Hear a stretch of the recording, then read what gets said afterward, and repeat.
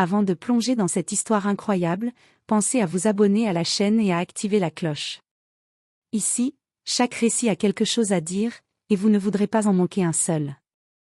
Le soleil de Miami frappait fort ce samedi après-midi, faisant scintiller chaque goutte d'eau de la piscine de la Villa Whitman comme des diamants.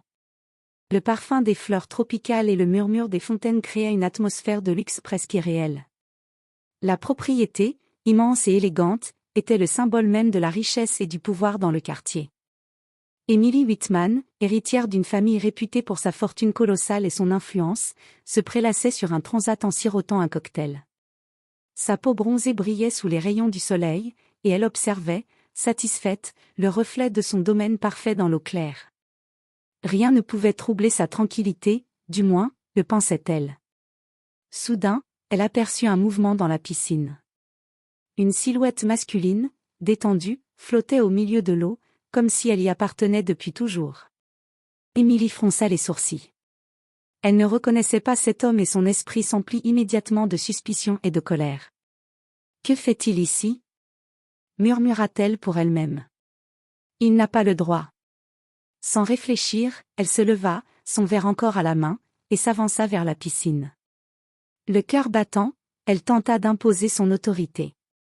« Et sortez de ma piscine !» L'homme tourna lentement la tête vers elle, un sourire calme sur le visage. Ses yeux bruns exprimaient une sérénité qui contrastait étrangement avec l'agitation d'Emily. « La vôtre ?» demanda-t-il, d'une voix posée mais ferme. « Je crois que vous faites erreur. » Emily resta figée. Chaque mot de cet homme semblait défier sa certitude. Le quartier entier semblait retenir son souffle, les voisins curieux observant derrière les haies et les clôtures dorées.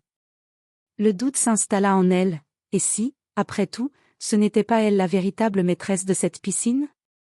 À cet instant précis, ce qui semblait être un simple malentendu allait se transformer en une leçon d'humilité et de vérité que personne, dans le quartier, n'oublierait de sitôt. Emily Whitman sentit son sang se glacer dans ses veines. L'homme dans sa piscine, qu'elle croyait un intrus, se tenait là, imperturbable, et regardait droit dans ses yeux avec une assurance tranquille. « La vôtre » répéta-t-il, calmement. « Je crois que vous faites erreur. » Emily serra les poings, rouge de colère et d'embarras. Elle avait toujours eu l'habitude d'obtenir ce qu'elle voulait, et personne n'osait lui tenir tête. « Pas ici. Pas dans sa piscine. Sortez immédiatement » cria-t-elle, tentant de masquer sa confusion. « Je vous le dis, vous n'avez rien à faire ici. » L'homme éclata d'un petit rire léger, presque amusé, mais pas moqueur.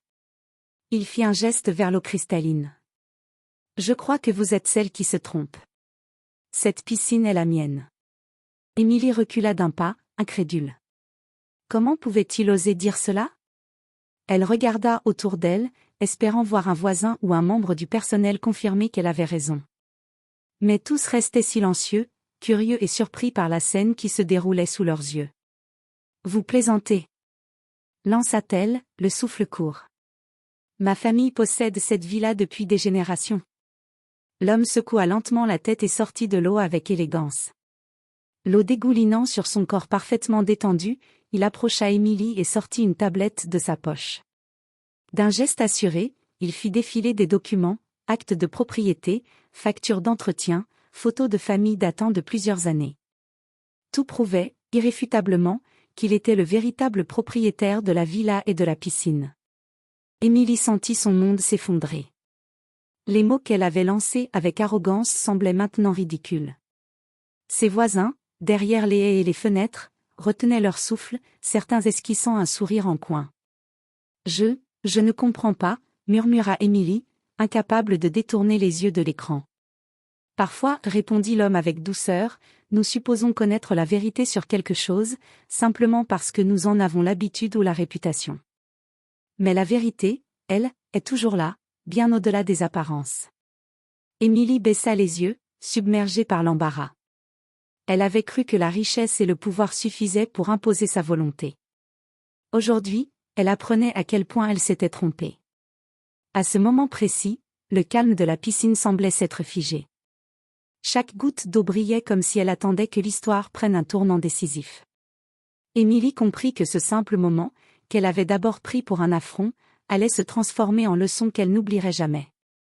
Le silence tombait sur la villa Whitman. Les voisins, curieux et captivés par la scène, ne pouvaient détacher leur regard de l'homme dans la piscine. Émilie, toujours rouge de honte, sentit son monde vaciller sous le poids de la vérité. L'homme, parfaitement calme, continua à montrer les preuves sur sa tablette. Chaque document, chaque facture, chaque photo semblait clouer Émilie sur place. On voyait clairement des images de lui enfant jouant dans la piscine, de réunions de famille sur la terrasse, de réparations et rénovations qu'il avait personnellement supervisées. Tout cela, balbutia Émilie, incapable de trouver un mot, c'est impossible. Tout est vrai, répondit l'homme d'une voix posée. Je vis ici depuis plus de 20 ans. Cette piscine, cette maison, elles sont à moi. Émilie recula, un mélange d'incrédulité et de panique se lisant sur son visage. Les voisins commencèrent à murmurer entre eux, certains étouffant des rires, d'autres hochant la tête en signe de respect pour l'homme qui venait de rappeler à tout le monde que la vérité dépasse les apparences. Mais, comment se fait-il que elle s'arrêta, incapable de finir sa phrase. Ma famille organisait le gala caritatif ici ce week-end. Je pensais. La perception n'est pas la réalité, coupa l'homme calmement. Beaucoup confondent richesse et droit immédiat, mais la vérité est bien plus simple, les faits sont ce qu'ils sont. Émilie sentit son orgueil s'effondrer. Chaque mot qu'elle avait prononcé avec arrogance, chaque geste autoritaire, se retourna contre elle. Ses joues brûlaient tandis que l'homme souriait, ni moqueur ni cruel, simplement digne et tranquille. Puisque vous êtes ici, dit-il enfin en fermant la tablette, je vous propose de rester. La piscine est grande, et il y a assez de place pour tout le monde. Les voisins éclatèrent en applaudissements, certains riant doucement devant l'ironie de la situation. Émilie resta figée, partagée entre l'humiliation et la gratitude forcée. L'homme avait transformé ce qu'elle avait cru être un affront en un acte de générosité inattendue. Elle réalisa à cet instant que la leçon allait bien au-delà de la piscine, l'humilité et le respect des faits surpassent toujours la prétention et l'orgueil. Et tandis que l'homme plongeait de nouveau dans l'eau, serein et maître de la situation, Émilie comprit qu'elle venait de vivre un moment qu'elle n'oublierait jamais, une révélation qui marquerait sa vie et son comportement à jamais. Le lendemain matin, le quartier était en effervescence. La nouvelle de l'incident de la piscine s'était répandue comme une traînée de poudre. Les voisins discutaient encore de la scène, Émilie Whitman, héritière connue pour son arrogance, humiliée par un homme calme et sûr de lui. Les rumeurs allaient bon train, et certains journalistes locaux avaient même été alertés. Émilie, encore secouée par les événements, se tenait dans le hall de sa villa, incapable de regarder l'homme dans les yeux sans ressentir une gêne profonde. L'homme, toujours serein, préparait tranquillement un café, comme si rien de tout cela n'avait d'importance. Soudain, un voisin plus curieux que les autres s'approcha de la clôture. « Attendez !» cria-t-il. « N'est-ce pas le véritable propriétaire qui organise la fondation caritative chaque année ?» Émilie sursauta. L'homme hocha la tête, et dans un geste inattendu, il invita Émilie à s'approcher de la piscine. « Puisque vous êtes déjà ici, pourquoi ne pas rester et profiter de la fête avec nous ?» dit-il avec un sourire. Émilie, rouge de confusion et de honte, hésita. Mais alors qu'elle s'apprêtait à refuser, les voisins éclatèrent en applaudissements. Les caméras de certains journalistes captèrent l'instant où la riche héritière, qui avait osé prétendre à tort être la maîtresse de la piscine, acceptait humblement l'invitation du véritable propriétaire. « Voyez-vous, dit l'homme calmement à Émilie, parfois, les leçons les plus importantes viennent des moments où nous croyons tout contrôler. Mais la vérité a toujours le dernier mot. » Émilie baissa les yeux, incapable de répondre. Les murmures se transformèrent en rires amicaux et en félicitations silencieuses pour l'homme, symbole d'humilité et de dignité. Le quartier entier semblait comprendre que cet instant n'était pas seulement une humiliation pour Émilie, mais une leçon pour tous, le respect et la vérité surpassent l'arrogance et la présomption. Quelques jours plus tard, les journaux locaux titraient. La riche héritière humiliée par le véritable propriétaire de sa villa, une leçon d'humilité à Miami. L'homme, toujours calme et discret, devint un symbole de dignité dans le quartier, admiré pour sa patience et sa générosité. Émilie, elle, apprit à regarder le monde avec un peu plus de prudence et beaucoup moins de présomption. Et tandis que le soleil se couchait sur la villa et sa piscine scintillante, tous comprirent que la vraie richesse ne résidait pas dans la possession, mais dans la sagesse et la dignité. Quelques jours après l'incident, la villa Whitman était devenue le centre d'attention du quartier. Les voisins et les journalistes continuaient à commenter la scène de la piscine. Mais ce samedi-là, une surprise encore plus grande attendait Emily et toute la communauté. L'homme, le véritable propriétaire, avait organisé un événement dans son jardin et autour de la piscine. Ce n'était pas un gala extravagant ni une démonstration de richesse, mais une réunion simple et élégante, où tous les habitants du quartier étaient invités à profiter de la journée. Emily arriva, encore légèrement rouge de honte mais curieuse. À sa grande surprise, elle découvrit que l'homme avait transformé la piscine en un espace de partage, des jeux pour enfants, des espaces de détente pour adultes, et une petite scène où un musicien local jouait du jazz en direct.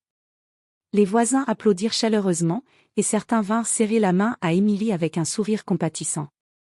L'homme s'approcha d'elle calmement. « Je voulais que vous voyiez que la vraie grandeur ne se mesure pas par la possession, mais par la capacité à partager et à respecter les autres. » Emily, émue et humble, acquiesça. « Je comprends, » murmura-t-elle. « Je n'avais jamais réalisé. »« Personne n'apprend sans se tromper parfois, » répondit-il en souriant.